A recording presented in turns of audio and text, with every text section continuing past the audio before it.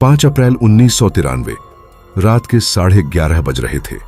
मुंबई के वर्सोवा की एक इमारत की 5वीं मंजिल पर एक लड़की खिड़की पर बैठी थी, हाथ में शराब का गिलास, चेहरे पर हल्की मुस्कान, और अगले कुछ सेकंड में वो 5वीं मंजिल से सीधे नीचे कंक्रीट पर जा गिरी। वो लड़की कोई आम लड़की नहीं थी, वो बॉलीवुड की सबसे बड़ी सुपरस्टार थी, सिर्फ 19 साल की उम्र में। और उस रात जो हुआ उसका सच आज तक किसी को नहीं पता। अगर आप सच जानना चाहते हैं तो इस वीडियो को अंत तक देखिए और चैनल को अभी सब्सक्राइब कर लीजिए, क्योंकि ऐसी कहानियां आपको कहीं और नहीं मिलेंगी।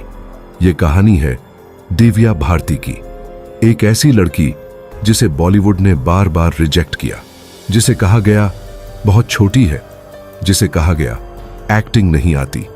राधा का संगम, सौदागर, एक के बाद एक फिल्में उसके हाथ से छिनती रहीं, लेकिन दिव्या रुकी नहीं।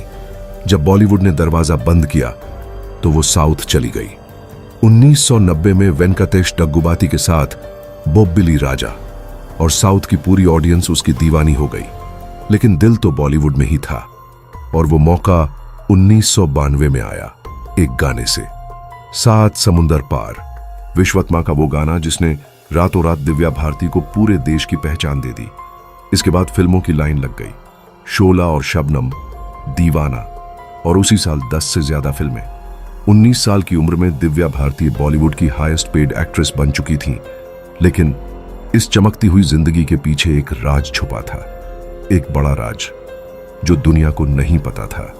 शोला और शबनम की शूटिंग के दौरान एक दिन सेट पर एक शख्स आया, नाम साजिद नदियादवाला, फिल्म प्रोड्यूसर, गोविंदा का दोस्त, दिव्या से 9 साल बड़ा। साजिद ने दिव्या को देखा और देखता रह गया। दिव्या को भी साजिद पसंद आए, दोस्ती हुई, फिर प्यार, और फिर 10 मई 1992 को बेहद चुपके से दोनों ने शादी कर ली। इस्लामिक रीति रिवाज से दिव्या भारती सना नाडियावाला बन गई। लेकिन दुनिया को कुछ नहीं पता था, मीडिया को नहीं, फैंस को नहीं, यहां तक कि दिव्या के पिता को भी नहीं। क्यों? क्योंकि उस जमाने में एक डर था, शादी हो जाए तो करियर खत्म। दिव्या ये रिस्क नहीं लेना चाहती थी। शादी के बाद दोनों वर्सोवा के तुलसी अपार्टमेंट के 5वें फ्लोर पर रहने लगे। साथ में थी दिव्या की नौकरानी अमृता, जो बचपन से दिव्या की देखभाल करती थी, जो दिव्या को अपनी बेटी की तरह समझती थी। जिंदगी खूबसूरत थी, लेकिन किसी को नहीं पता था कि यह खुशी कितनी छोटी है। 5 अप्रैल 1993 दिव्या हैदराबाद से शूटिंग खत्म करके सुबह मुंबई वापस आई, और उसी दिन एक बड़ा सपना पूरा हुआ। बांद्रा वेस्ट के नेपट्यून अपार्टमेंट्स में एक 4 BHK फ्लैट का सौदा फाइनल हो गया। 19 साल की उम्र में अपनी कमाई से मुंबई में अपना घर। दिव्या इतनी खुश थी कि उसने अगले दिन की शूटिंग भी पोस्टपोन कर दी। शाम को एक छोटी सी पार्टी रखी, कॉस्ट्यूम डिजाइनर नीता लुल्ला को बुलाया अपनी आने वाली फिल्म आंदोलन के कॉस्ट्यूम्स फाइनलाइज करने के लिए। नीता अपने पति डॉक्टर श्याम लुल्ला के साथ आए। दिव्या का भाई कुणाल भी था। शराब खुली, बातें हुई, हंसी गूंजी, लेकिन साजिद वहां नहीं था। रिपोर्ट्स के मुताबिक उस शाम दिव्या और साजिद के बीच काफी तीखी बहस हुई थी, और साजिद घर से निकल गए थे। किसी मीटिंग का बहाना था, लेकिन सच क्या था ये कोई नहीं जानता। रात के 11 बजे कुणाल ने कहा, मुझे जरूरी काम है, और चला गया। घर में बचे दिव्या, नीता, डॉक्टर श्याम, और किचन में अमृता स्नैक्स बना रही थी। टीवी चल रही थी, माहौल सामान्य था। लेकिन यह सामान्य ज्यादा देर नहीं रहा। थोड़ी देर बाद दिव्या उठी, ड्राइंग रूम से बालकनी की तरफ चली गई। बालकनी में एक खिड़की थी, उस पूरी इमारत की वो इकलौती खिड़की जिसमें लोहे की कोई ग्रिल नहीं थी। दिव्या अक्सर वहां बैठती थी, खुद को शांत करने के लिए, बाहर मुंबई की रोशनी देखने के लिए। उस रात भी वो उसी खिड़की पर जा बैठी, हाथ में शराब का गिलास। नीता अंदर से बातें कर रही थी, दिव्या जवाब दे रही थी, और फिर एक पल, बस एक ही पल, दिव्या का बैलेंस बिगड़ा और वो 5वीं मंजिल से सीधे नीचे जा गिरी। अमृता की चीख ने पूरी इमारत को हिला दिया। नीता और डॉक्टर श्याम भागते हुए नीचे आए। दिव्या जमीन पर थी, खून से लथपथ, बेहोश, लेकिन सांसें अभी भी चल रही थीं। डॉक्टर श्याम उसे लेकर हॉस्पिटल की तरफ भागे और नीता दिव्या के माता पिता को खबर देने गई।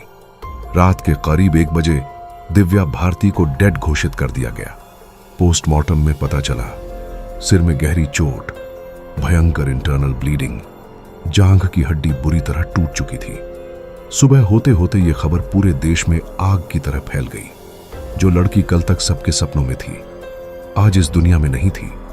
लेकिन यह सिर्फ मौत की खबर नहीं थी, ये ऐसे सवालों की शुरुआत थी जिनके जवाब आज तक नहीं मिले।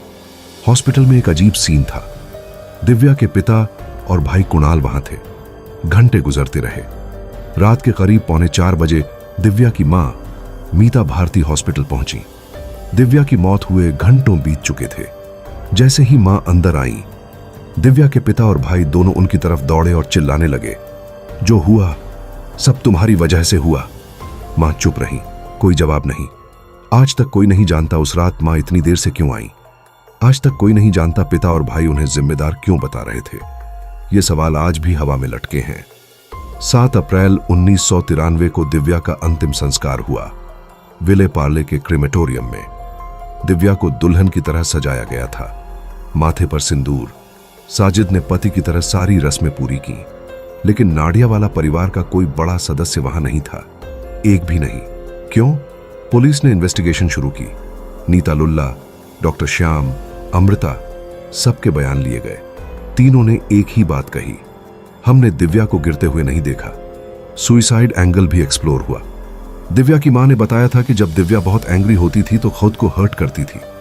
अमेरिका में एक बार सिगरेट से खुद को जला लिया था। लेकिन उसी दिन सुबह दिव्या ने अपना ड्रीम होम खरीदा था।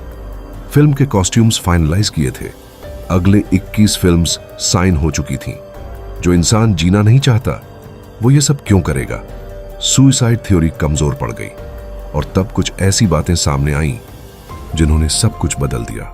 पहली बात, जिस खिड़की से दिव्या गिरी उसमें कोई ग्रिल नहीं थी। उस इमारत की बाकी सभी खिड़कियों में ऑटो स्टॉपर लगे हुए थे, लेकिन सिर्फ उसी एक खिड़की का ऑटो स्टॉपर गायब था। किसने हटाया? कब हटाया? क्यों हटाया? कोई जवाब नहीं। दूसरी बात, उस खिड़की के ठीक नीचे पार्किंग एरिया था। वहां हर रात गाड़ियां खड़ी रहती थीं, लेकिन उस रात एक भी गाड़ी नहीं थी। अगर एक भी गाड़ी होती तो शायद दिव्या बच जाती। कोइंसिडेंस या कुछ और? और फिर आई सबसे चौंकाने वाली बात। दिव्या की मौत के ठीक 1 महीने बाद उनकी नौकरानी अमृता की भी मौत हो गई, हार्ट अटैक। अमृता वो इंसान थी जो उस रात वहां मौजूद थी। अमृता वो इंसान थी जिसने सबसे पहले वो चीख सुनी थी। पुलिस ने अमृता का पूरा बयान रिकॉर्ड नहीं किया था और इससे पहले कि वो कुछ और बता पाती, वो भी चली गई। इंडस्ट्री में चर्चा होने लगी। अमृता कुछ जानती थी, कुछ ऐसा जो किसी को पता नहीं चलना चाहिए था। रिपोर्ट्स के मुताबिक उस दौर में साजिद नाडियावाला के अंडरवर्ल्ड कनेक्शंस की बातें सामने आई थीं। दाऊद इब्राहिम का नाम। 90 के दशक का वो दौर था जब बॉलीवुड और अंडरवर्ल्ड के बीच दूरी बहुत कम थी। और 12 मार्च 1993 को, यानी दिव्या की मौत से सिर्फ 24 दिन पहले, मुंबई में सीरियल ब्लास्ट्स हुए थे। उस समय ऐसी खबरें सामने आने लगीं कि दिव्या इन कनेक्शन से खुश नहीं थी, कि दिव्या ने कुछ ऐसा देख लिया था जो उन्हें नहीं देखना चाहिए था, कि कुछ लोग दिव्या की बढ़ती हुई ताकत से डरने लगे थे। लेकिन यह सब साबित नहीं हुआ, क्योंकि जांच कभी पूरी हुई ही नहीं। 4 साल तक पुलिस ने जांच की। 1998 में केस की फाइल बंद कर दी गई। ऑफिशियल वर्डिक्ट, एक्सीडेंटल डेथ, बस। लेकिन जिस खिड़की का ऑटो स्टॉपर गायब था, उसका जवाब नहीं मिला। उस रात पार्किंग में गाड़ी क्यों नहीं थी? इसका जवाब नहीं मिला। अमृता की अचानक मौत, उसका जवाब नहीं मिला। मां घंटों बाद क्यों आई? इसका जवाब नहीं मिला। हर सवाल एक खुली खिड़की की तरह है, जिसमें से सच कभी बाहर नहीं आया। 5 अप्रैल 1993 की उस सुबह दिव्या भारती ने अपना ड्रीम होम खरीदा था। मुस्कुराई थी, नए सपने देखे थे, और उस रात वो चली गई। 19 साल की उम्र, 21 साइंड फिल्म्स, एक सीक्रेट मैरिज और करोड़ों टूटे हुए दिल। कभी कभी एक सवाल मन में आता है, उस रात अगर साजिद घर में होते तो क्या होता? अगर उस खिड़की में ग्रिल होती तो क्या होता? अगर नीचे एक गाड़ी खड़ी होती तो क्या होता? क्या यह सब सच में कोइंसिडेंस था, या किसी ने बहुत केयरफुली सब कुछ प्लान किया था? दिव्या भारती की मौत आज भी एक खुला सवाल है। एक ऐसा सवाल जिसका जवाब शायद कभी नहीं मिलेगा, और यही सबसे बड़ा दर्द है। तो आपको क्या लगता है, दिव्या भारती की मौत एक हादसा थी या इसके पीछे कोई बड़ा राज छुपा था? और अगर उस रात अमृता जिंदा रहती तो क्या सच दुनिया के सामने आ जाता? अपनी राय कमेंट में जरूर बताइए। और अगर आपको लगता है कि दिव्या भारती की कहानी रहस्यमयी थी, तो अभी स्क्रीन पर दिख रही राज किरण की कहानी जरूर देखिए। आखिर साईं बाबा से उनका झगड़ा कैसे हुआ, वो पागल खाने तक कैसे पहुंचे, और क्या राज किरण आज भी जिंदा है?